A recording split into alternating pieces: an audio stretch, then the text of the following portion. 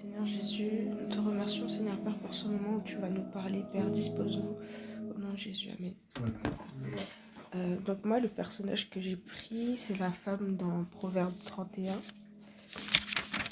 Donc je vais lire du verset 10 au verset 31, ou si quelqu'un veut bien lire, je sais pas.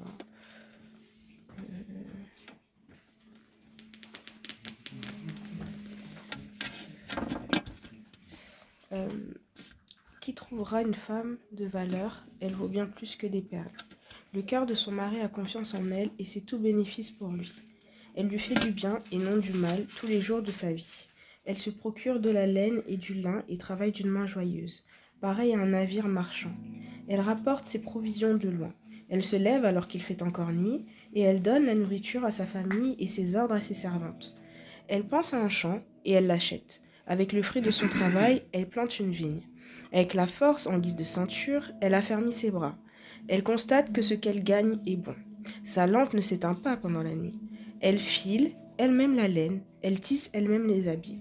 Elle ouvre ses bras aux malheureux, elle tend la main aux pauvres. Elle ne redoute pas la neige pour sa famille, car chacun y est habillé de cramoisi. Elle se fait des couvertures, elle a des habits en fin lin et en pourpre. Son mari est reconnu aux portes de la ville lorsqu'il siège avec les anciens du pays. Elle fait des chemises et les vend, et elle livre des ceintures aux marchands. La force et l'honneur, voilà ce qui l'habille. Elle rit en pensant à l'avenir. Elle ouvre sa bouche avec sagesse, et un enseignement plein de bonté est sur sa langue. Elle veille à la bonne marche de sa maison, elle ne mange pas le pain de la paresse. Ses fils se lèvent et la disent heureuse, son mari aussi, et il chante ses louanges. Bien des femmes font preuve de valeur, mais toi, tu leur es à toutes supérieure. La grâce est trompeuse et la beauté est illusoire. C'est de la femme qui craint l'Éternel qu'on chantera les louanges.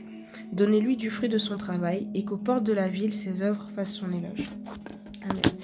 Du coup, j'ai choisi ça parce que on est dans un monde maintenant où la place de la femme, de la jeune fille, elle est un peu bafouée, où on nous inculque des choses qui sont contre valeur et contre nature.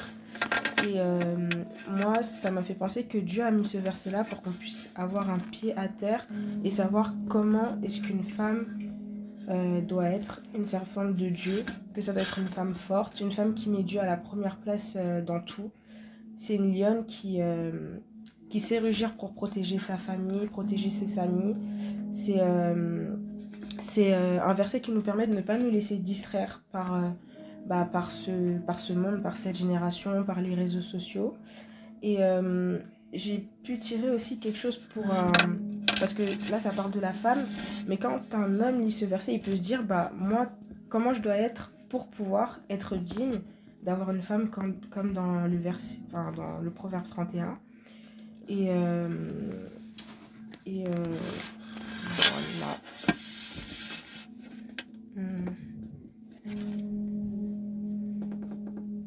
Et voilà. C'est tout. Amen.